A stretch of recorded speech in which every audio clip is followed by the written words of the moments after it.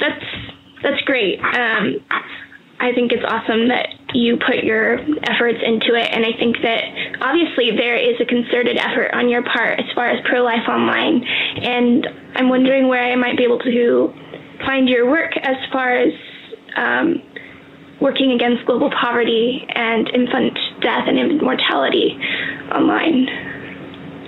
I mean, I can definitely, put it on my site and stuff. I mean, definitely I will do that if people want to see, what I do and what I talk about. I can definitely put that online. You know what I mean? Like I said, I've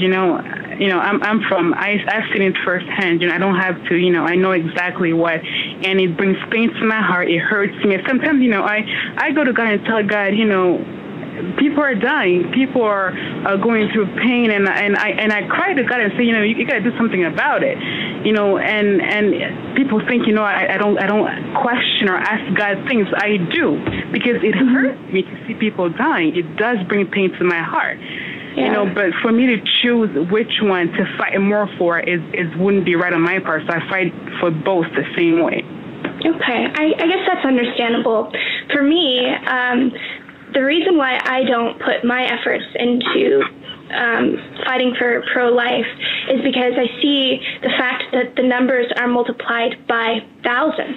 If we're talking about 2 million tops when it comes to pro-life, and we're talking about a lot of the time, especially, where are you from?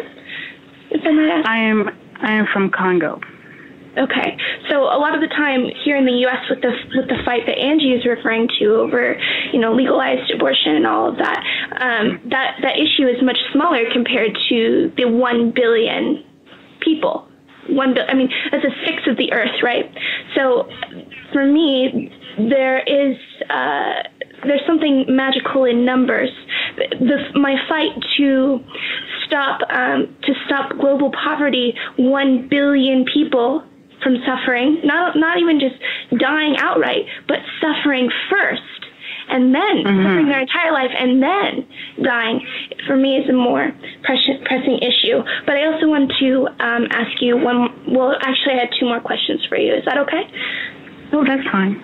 Okay, so you were also saying that you had prayed to God to ask Him about the global poverty that we've been talking about. So how, I guess in your view, how does God deal with these things? Because honestly, a sixth of His children are dying, are suffering. Even more than that are suffering. The 1 billion are the people that are in immediate suffering and immediate danger of death any day. There's much more than that. And you said you have been in these areas, so you already know. So how is God handling this? Why are all of these people dying? To answer your question, I'm pretty much gonna say it like this. I don't tell God what to do. God chooses how He wants to do things. He's the creator of life. He gives life and He takes away life. And He knows why He allows certain people to suffer and certain people not to suffer. When I go to God, I don't question Him regarding what He does or what He's doing. I just say, you know what, God, this is what's going on right now. People are dying. It brings pain to my heart to see people dying across the world. And please help, please save your people, but do it, according to your will. And if it is your will, if it's His will, He would do it. Because as Christians, we believe that God does things according to His will. If He wants to save, if He wants to help, He will help. And when the time is right, He will do it. And like I said, in life, we all can have money. We all cannot be rich. It's literally impossible. We all can live in great conditions. Some people are going to suffer. Some people are going to die young. Some people are going to be hurt. It's just a cycle of life. And there's nothing I or you can do about it. Just to leave it like. Totally. So I totally hear what you're saying. So if there's nothing that you and I can do about it, and it's God's will, and this is God's plan, then isn't technically all of these abortions that you're fighting against part of God's plan? I mean, allow me to expand on that for just a second. Okay. What I mean is that abortion is an act, a choice, and you say that we have the ability to stop that choice, whereas whereas we don't have a choice with the people that are starving, right? Oh, we have a choice for both. You have the choice to go out there and speak against it. It's your right to do that, and it is my right to do that too. I have the right to go out there and speak against abortion because as a citizen, as somebody, as a human being, I have that right to defend what I want to defend and to be against what I want to be against. You know what I mean? So totally, I totally agree. Mm-hmm. You have your rights. I have my rights, and we can at the end of the day this is what I'm using my rights to fight against, and that is all. What God chooses to do with it, that is His decision. But I will exercise my rights and what God has given me, the resources that He has given me to fight. I will use them to fight. But what He decides to do and how He decides to go about it, that's not. I don't decide. He decides that. So if I'm following correctly, then it's the abortions are also part of God's plan. Is that? Am I understanding? Well, right? The truth is that nothing that happens in life, God doesn't know about. God knows about all that happens. If I go out today and get hit by a car, God saw it before it even happened. You know what I mean? God knows and sees everything. And if certain things are happening, He's allowing that. Maybe He wants to test our faith as Christians to see if we will just look at it or fight against it. I never know what God is thinking, but all that I'm saying is when I am on this earth, living on this earth, I will just fight for what I believe in, and that is my right as a human being. That's all that I'm trying to say. Okay, I agree with you. I guess I'm a little bit confused because I don't understand how the abortion thing is not God's plan, but the 1/6 of His kids starving is. However, I mean, yeah, we can leave that. I didn't say that. I said that everything that happens in life, God knows, and He knows of. It doesn't happen behind His back. He sees all that happens. He sees abortion. He sees poverty. He sees disease. He sees pain. He sees suffering. He sees it all. Nothing is happening, behind His back, and He can see it. He can see all that's happening, and He knows. So, yeah, it's both. Okay. Both of them. I understand. I guess just to give my input on that is that if God sees all of these things and the world is a disaster and falling apart, and I really do feel depressed about it every day, no God that I would worship would allow that to happen. But I totally understand your take. I only have 4 more minutes with you, so I wanted to ask you one last question before I go. Do you feel that it's okay? Say there was, I assume you're a Christian, right? Yes. And are you familiar with Islam? Well, I am familiar with Islam as to, I know what Islam is, but, as in all the deep ends of it and what it's all about as a religion, what they do, what they practice, I'm really not interested in knowing, anything about it, to be very honest with you. I'm just not interested. I could go and read up on it and, read the Quran if I wanted to, but I just don't want to because to me, like I said, there's only one way to heaven, and that's through Jesus Christ. And I don't bother with false religions. Okay, perfect. That's exactly what I was wondering. For the record, I am not a Muslim. But, Islam, I just wanted to make this precedent clear before I ask the actual question. Islam is a false religion, as you stated, and I agree that it is a false religion.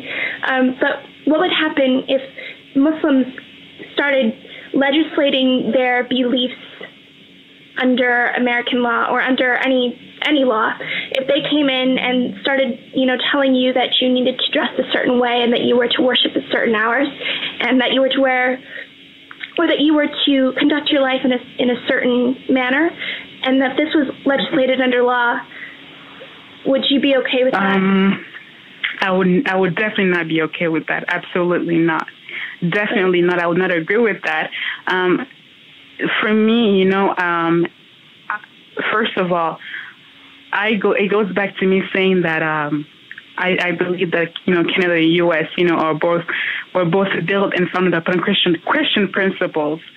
So, and the majority of people who live in Canada and the U.S. are Christians.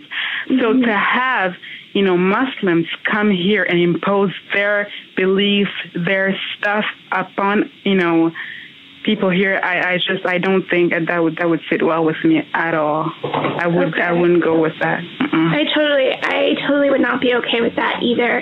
However, I would like to interject and maybe remind, or I don't want to be condescending because I'm sure you already know this, but America was founded because people were seeking religious freedom, because when they were over in Europe, they were oppressed and they weren't allowed to practice as they believed.